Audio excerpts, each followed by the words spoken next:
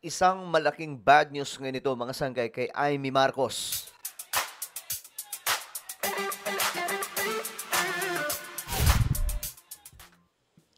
Magandang oras po sa lahat ng ating mga kababayan, mga solid sangkay. Ito pag-usapan po natin.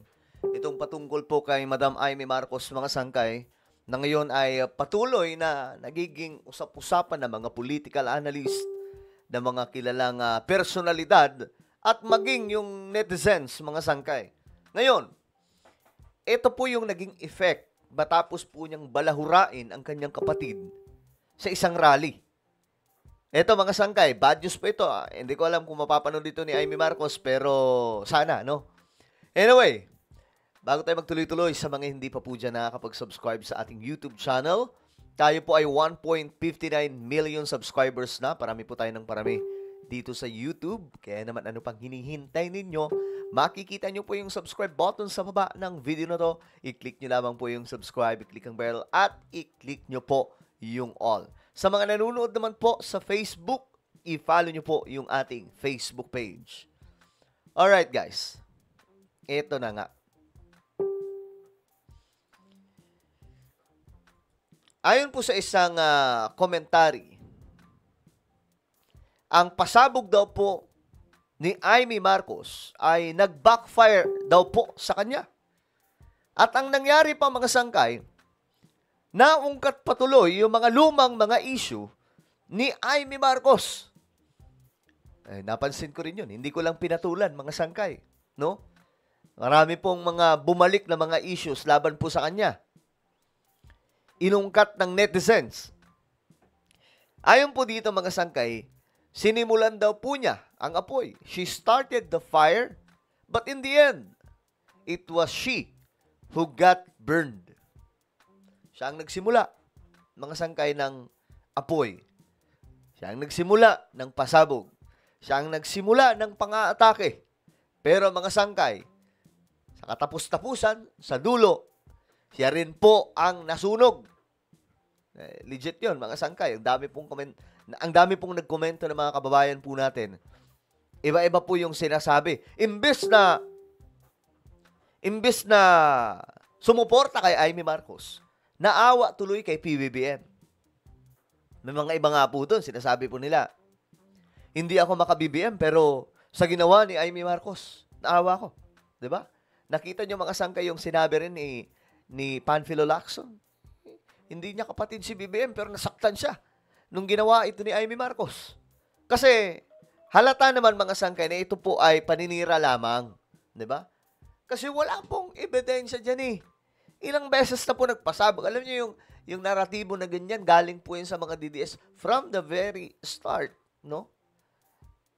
When they are attacking the president.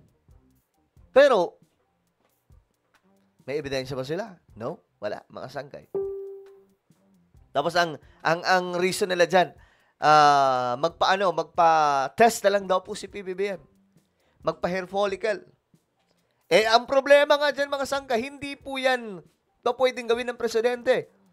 Kasi pag ginawa niya yan, magbubukha siyang ang-anga dyan. Hindi na po siya tumatakbo sa pagkapangulo. Siya na po ang presidente ng Republika ng Pilipinas.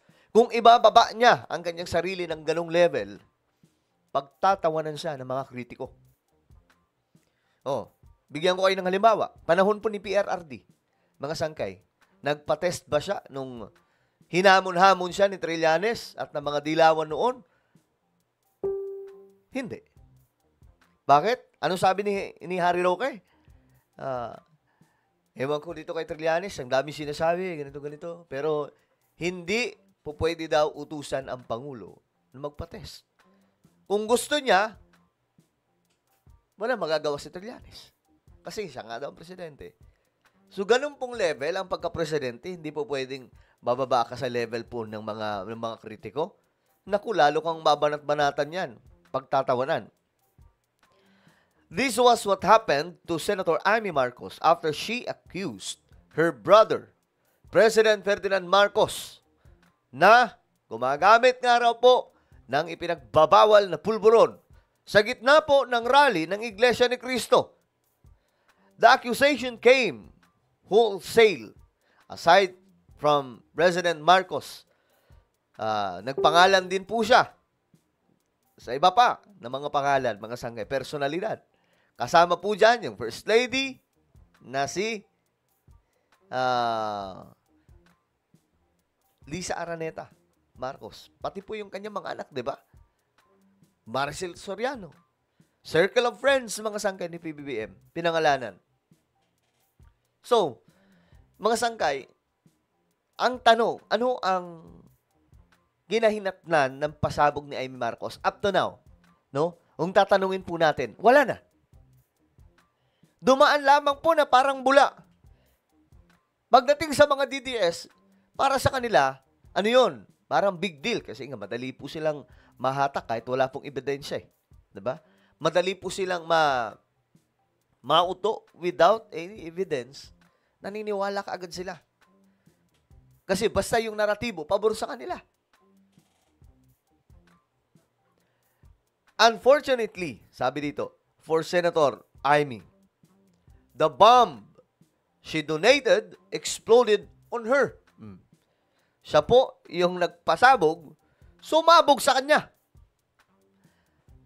Ang kanyang revelasyon patungkol po kay PBBM, kumbaga, babalikan sana si PBBM ng mga ito. Diba? Ang kanyang pasabog kay PBBM na dapat, kumbaga, tutumbok kay Pangulong Bongbong Marcos daw na sisisihin o di kaya babatikusin ng taong bayan, ang nangyari, hindi po pumabor kay Amy Marcos. Nabakbakan si PBBM, maliban sa mga DDS. We all know naman, mga DDS, mga ano na yun eh. Mga ano na sila, anong patawag doon? Sinaniban eh. Pero yung mga neutral, mga sangkay, hindi po. Hindi po umabot sa punto na gano'n. May mga friends pa ako na nagbigay ng kanilang sentimiento about dyan. Social media users instead turned on her. All of a sudden, ghosts from scandals past came out of the woodwork. Yung mga nakaraan ni Amy Marcos, inungkat. Hinanap, mga sangkay. Diba? Wala. Ganun po kagagaling pa naman yung netizens. Diba? Ganun yung netizens kagagaling no, na mag-ungkat ngayon, mga sangkay, ng mga ebidensya, mga information. Kasi nga, nasa mundo po tayo na nasa panahon po tayo na mabilis na po yung access ng information. Yung past mo, naka-record yan. Nasa Google yan, uploaded yan, pwedeng mahanap yan. Kagaya po nito, mga sangkay. Even stories about Senator Amy's elopement with Tommy Manotoc 44 years ago. Naungkat din. Manotoc's first wife, the beauty queen, Aurora, spoke against the senator. But to be fair to Senator Amy, mga sangkay, marami ito eh, na nagkaungkat-ungkat kay Amy Marcos. Ito. Pati po yung si Lacson, mga sangkay, di ba yung yan, sabi mga sangkay na itong si Lacson daw, yung Lacson na yon, yun daw po yung tatay ni Amy Marcos kasi magkahaba sila, magkahugis ng baba. Well, hindi po natin alam yan. Hindi po natin alam kung gaano katotoo yan. Kasi nga po, ano yan eh, isa sa mga urban legend ni Amy Marcos. Parang si BBM, meron din yan si BBM eh. Yung si BBM daw ngayon, hindi daw po yan totoo. Narinig ko na yan, mga sangkay. Isa sa mga tropa ko, nawala naman sa politics, ang nagkwento sa akin yan. Sabi niya, alam ko yan si BBM, hindi yan yung totoong BBM kasi yung totoong Marcos, totoong Bongbong Marcos, ano na daw, tinumba daw po doon sa Europe. Ang bihira. Pero, mga sangkay, ayan na nga po. Sa madaling sabi, itong mga revelasyon ni Amy Marcos, bumalik lamang po sa kanya. No? Bumalik po sa kanya. Wala. May nangyari ba kay BBM? Natanggal ba si BBM? Wala. Ang nangyari pa nga po, nagalit yung INC, di ba, sa kanila. Kasi nga po, ang ganda ng usapan daw.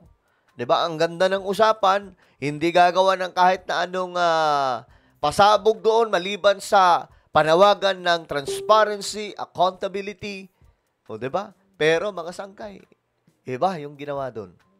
Hindi naman po yun Hindi naman, let's say kung halimbawa totoo, hindi naman po yun yung tamang platform mga sangkay. 'Di ba? Lalo-lalo na pamilya mo yun. May pambihira. Pero ang problema doon, hindi rin talaga totoo, mga sangkay. Kasi lahat ng yan, puro chismis lamang.